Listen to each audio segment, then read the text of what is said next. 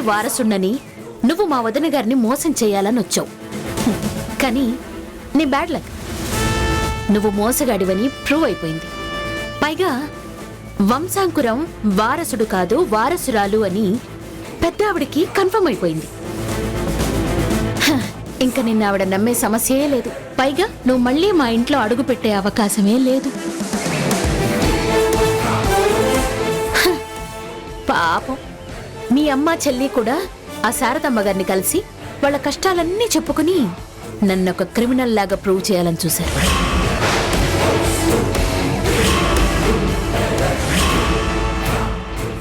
కానీ చక్రం అడ్డేసి వాళ్ల మీద శారదాంబ గారికి ఉండే నమ్మకమే తుంచేశా.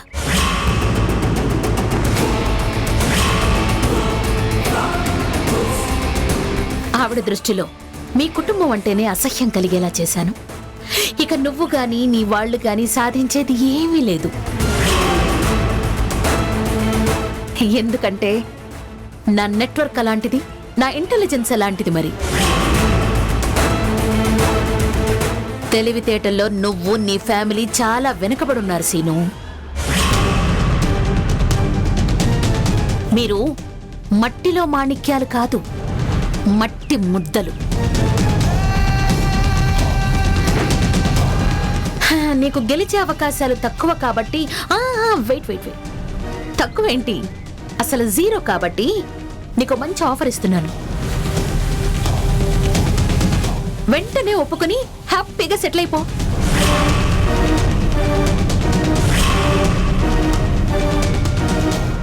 ఏందా ఆఫరు?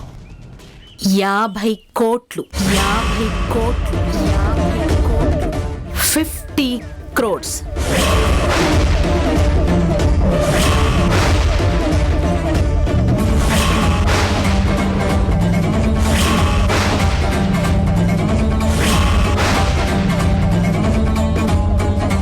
వారసురాలు ఎవరో చెప్పి తన్ని నాకు అప్పగించు అన్న మాట ప్రకారం 50 crores 50 crores నీకు ఇచ్చేస్తాను.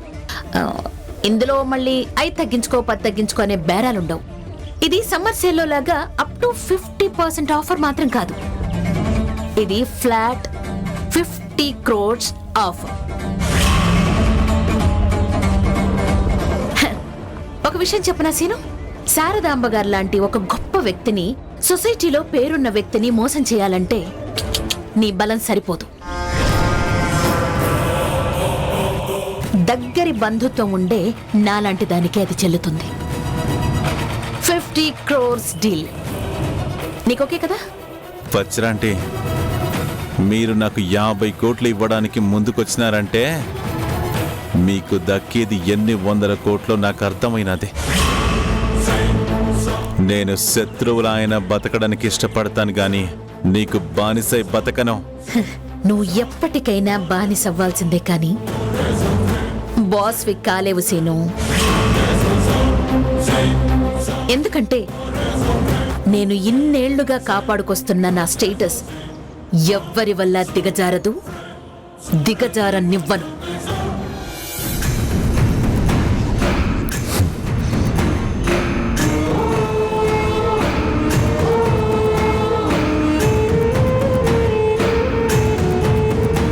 బాగా ఆలోచించుకో. 50 కోట్లు 50 crores.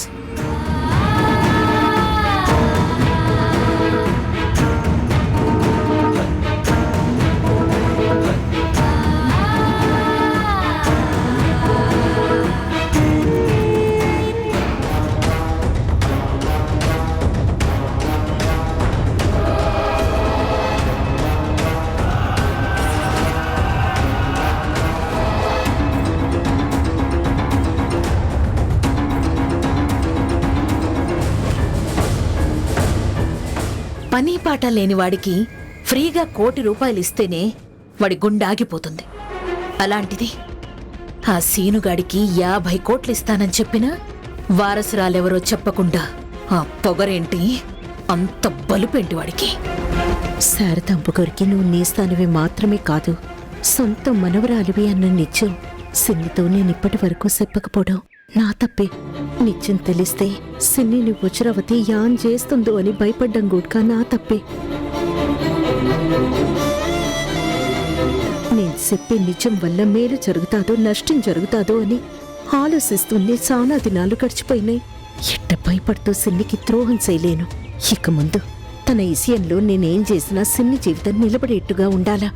ఆ రుణం తీర్చుకునేదానికి నా ప్రాణం పోయినా పర్వాలా. సిన్నికి న్యాయం చేస్తాను, న్యాయం చేస్తాను.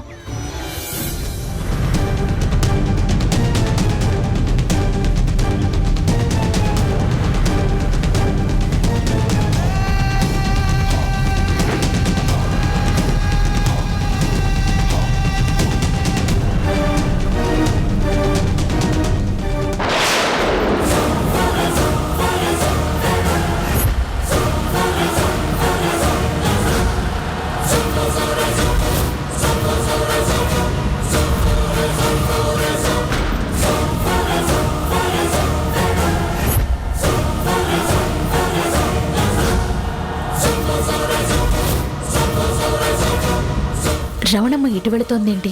ఎక్కడికి వెళుతోంది?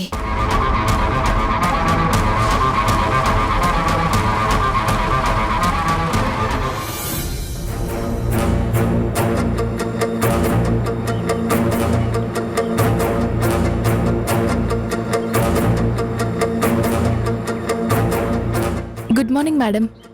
Good morning. పాలరాతి శివలింగం చాలా బాగుంది మేడం. వారణాసి నుంచి స్వామీజీ తీసుకొచ్చారు. నేను చేపట్టిన దీక్షకు స్వయంగా ఆ పరమేశ్వరుడే నా మీద దయ చూపించి వచ్చాడనిపిస్తుంది.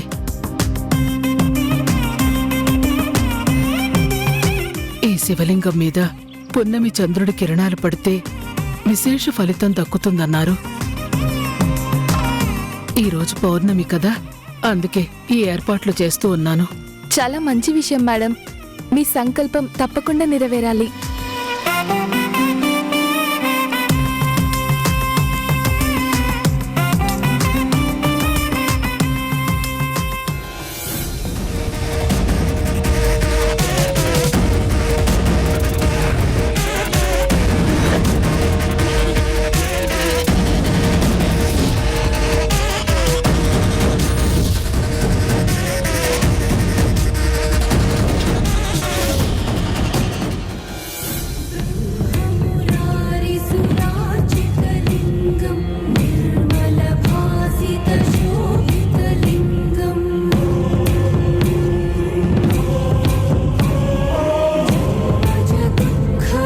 పరమేశ్వరా, బోలా శంకరుడివి, భక్తుల బాధకు వెంటనే కరుణించి వరాలిచ్చే మహాదేవుడివి.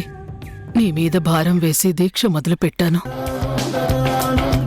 ఎలాంటి అవాంతరాలు జరగకుండా నా దీక్ష పూర్తయ్యేలా చూడు స్వామి. మహాశివరాత్రి నాటికి నా బిడ్డకు పుణ్యగతులు ప్రసాదించు స్వామి. నా మనవరాలు ఎక్కడున్నా నా ఒడికి చేర్చు.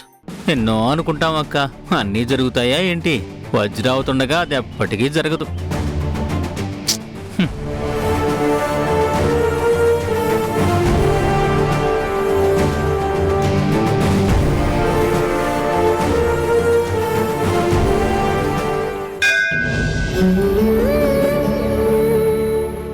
అయ్యోరు,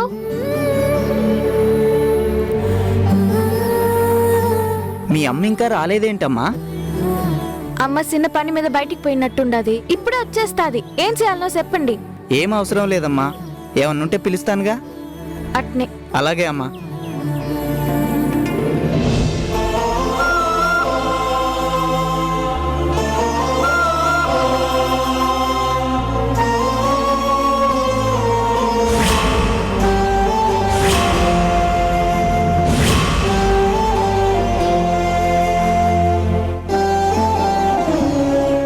చిన్ని, యాంది నాయనా, నువ్వింకా వెళ్ళలేదా? ముగ్గు చాలా బాగుందమ్మా. ఈ మాట చెప్పాలనా నేనా? ఇంకా ఈయన్నే ఉండవు. అవుననుకో, నువ్వు మీ అమ్మ కోసం చూస్తున్నావా? అవును, కాసేపట్లో వచ్చేస్తుందమ్మా, కంగారు పడుకో. మేము పైకి కనిపించేంత ప్రశాంతంగా లేము. మా బాధలు భయాలు నీకేం తెలుసు? నువ్వెప్పుడైనా మీ అమ్మ గురించి కంగారు పడ్డావా? చిన్ని, మా అమ్మ గురించి నేనెందుకు కంగారు పడకుండా ఉంటాను? మా అమ్మకి చిన్నదేదో జరిగితే నేను అసలు తట్టుకోలేను. మా అమ్మ అంటే నాకెంత ప్రాణమో, మా అమ్మ అంటే కూడా నాకు అంతే ప్రాణం. వాళ్ళిద్దరి కోసమే నా ఆరాటం.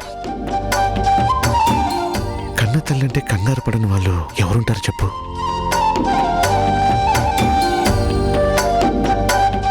నా భయం ఏందో నీకు అర్థమైంది. దానికి చాలా సంతోషం.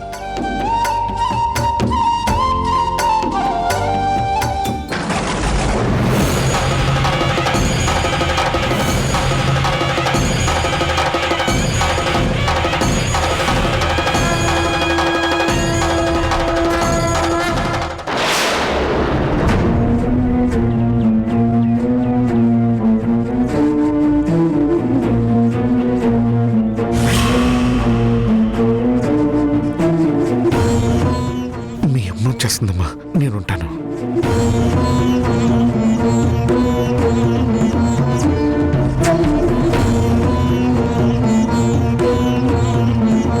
అసలు అమ్మ యాడికి పోయినట్టు?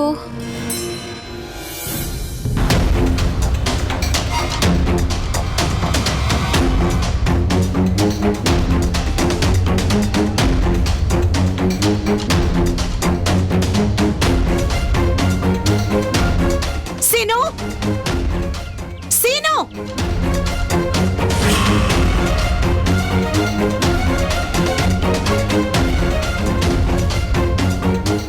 సీను, సీను, సీను.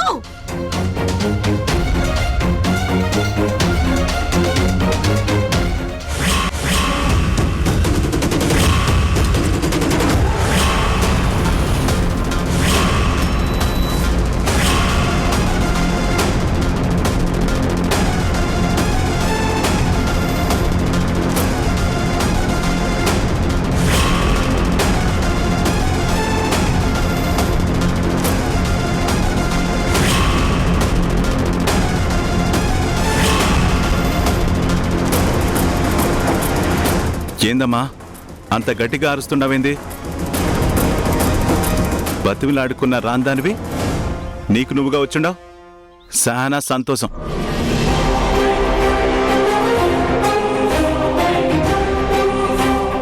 సినీని కూడా తీసుకురావాలి కదా. ఏది యాడుండది? రే, నేను వచ్చినది ఈడ ఉండేదానికి కాదురా, నిన్ను శారదమ్మ గారి దగ్గరికి తీసుకుపోయి నిత్యాలు చెప్పించేదానికి.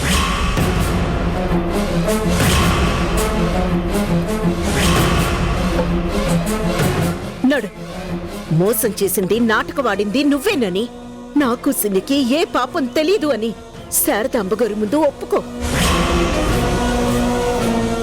అప్పుడు మా తప్పేమీ లేదని ఆవిడ నమ్ముతారు. సిన్నికి న్యాయం జరుగుతాది.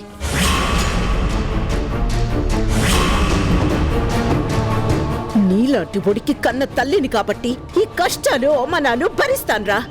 కానీ సిన్నెందుకు భరించాలా? అది ఏం పాపం చేసినాదని.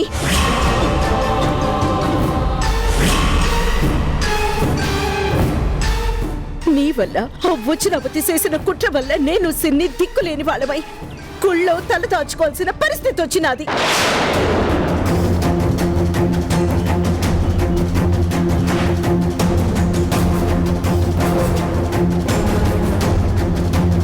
మాకెందుకు ఇట్లాంటి పరీక్షలు స్వామి అని ఒకవైపు ఆ శివయ్యని ఏడుకుంటా, ఇంకోవైపు రాముల వారిని ఏడుకుంటా ఆడే ఉంటాము.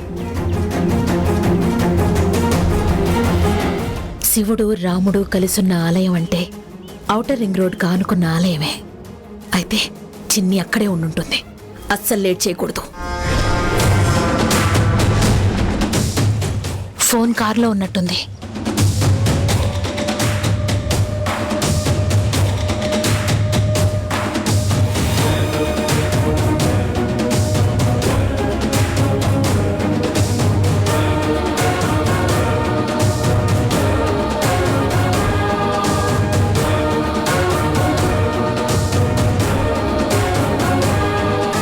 రే, కన్న తల్లి అన్న కనికరం నా మీద నీకు ఎంత గోడ్కలారా? రేయ్, నిన్ను పెంచిన ఈ చేతులతో నీ కాళ్ళు పట్టుకోమన్నా పట్టుకుంటారా? లేమ్మా. నాతో రారా. శారదాంబ గారి ముందు నువ్వు చేసిన తప్పులన్నీ ఒప్పుకో. సిన్నికి ఇవ్వాల్సిన జీవితం సిన్ని గిడిసిపెట్టే. రారా, నా మాట మా. రా పోదాం. మా, నువ్వు మాట్లాడడం అయిపోయినదా?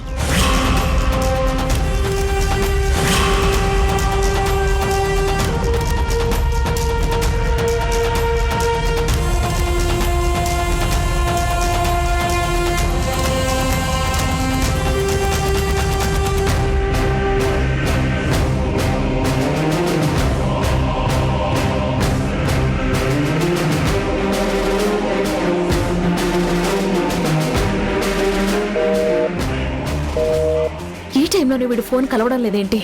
రే, ఎక్కడ చచ్చారా మీరు? నా బాధ ఇంతకన్నా నీకు ఎట్ట చెప్పాలరా? నీ బాధ చూసి నీ కన్నీళ్లు చూసి కరిగిపోతే నా బతుకు రోడ్డు మీదకి వచ్చేస్తదమ్మా. శారదాంబ కాడికి నేను వచ్చే సమస్య లేదు. నా తప్పు నేను ఒప్పుకోను. రేయ్ సీను!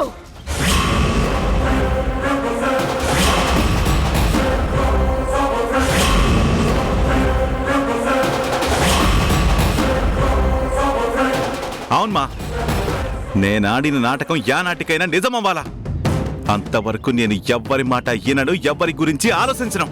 రేయ్, నువ్వసలు మడిసివేనా? ఎంత చెప్తున్నా నీ స్వార్థం నీదేనా?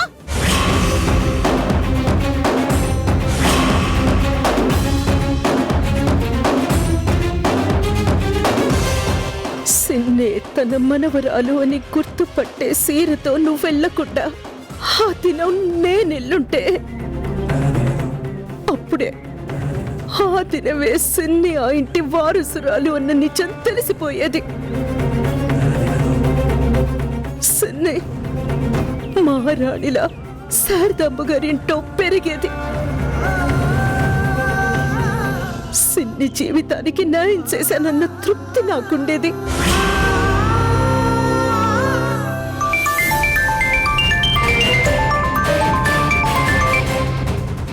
మేడం నమస్తే. రే, ఎన్నిసార్లు ఫోన్ చేసినా నీ ఫోన్ కలవదేంటి? అది ఇక్కడ నెట్వర్క్ ప్రాబ్లం ఉంది మేడం. ఇప్పుడు చెప్పండి మేడం. రే, నేను నీకు అమ్మాయి ఫోటో పంపిస్తున్నాను. ఔటర్ రింగ్ రోడ్ దగ్గర శివుడు రాముడు ఉండే ఆలయం ఉంది కదా, ఉంది మేడం. అక్కడ అమ్మాయి ఉంటుంది. దాన్ని జాగ్రత్తగా తీసుకురండి. అలాగే మేడం. ఫోటో పంపించండి మేడం. ఇప్పుడే పంపిస్తాను.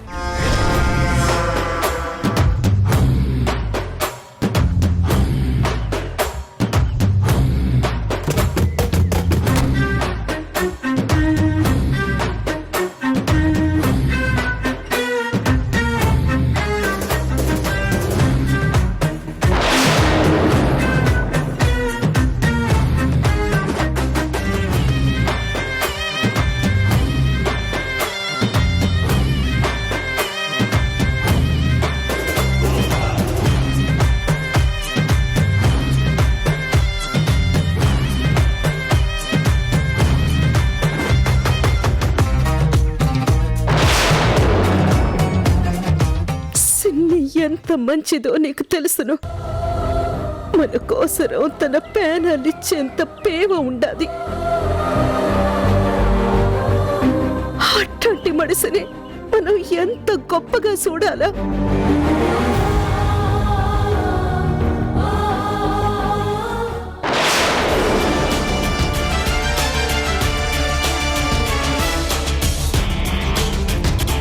మేడం ఫోటో పంపించి డిలీట్ చేశారేంట్రా? మళ్ళీ పంపిస్తుందేమో అన్న, వెయిట్ చేద్దాం.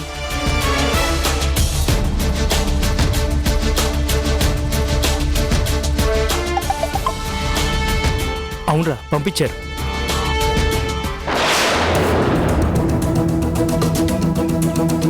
రేయ్, మనం ఎత్తుకు రావాల్సింది ఈ అమ్మాయినే.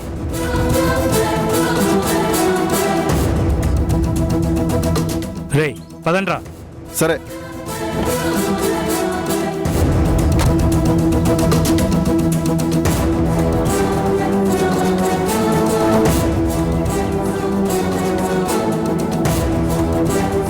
మన తల రాతలు మంచిగా లేకపోయినా పర్లేదురా. తన జీవితం బాగుండాలని మనం కోరుకోవాలా. కానీ నీకట్టాంటి మంచి ఆలోచనే మెదడులో లేదు. రే, నీ మూర్ఖత్వం వల్లే, నీ సెడు బుద్ధి వల్లే ఇంకా కష్టాలు అనుభవిస్తా ఉంటాన్రా. ఇంకసారి ఆత్మా.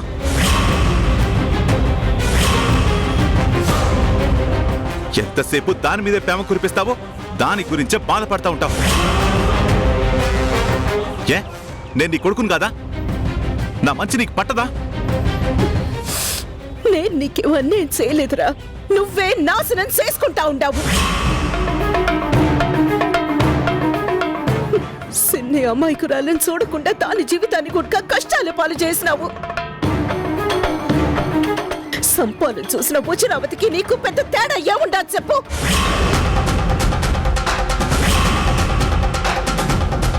చిన్ని గురించి తల్లి కొడుకుల మధ్య యుద్ధమే జరుగుతోంది.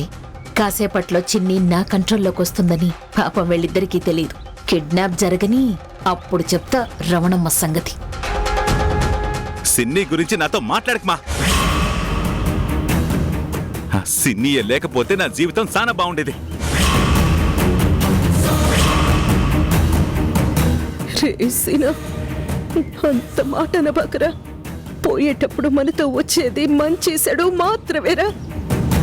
కావాలంటే శారదాంబ గారి కాళ్ళు నేను పట్టుకుంటాను. నేను రానమ్మా.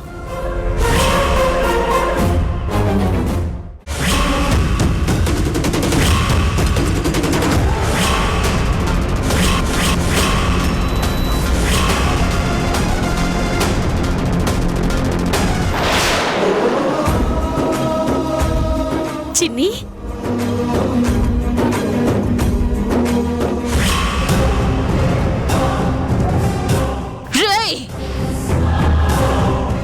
Game over.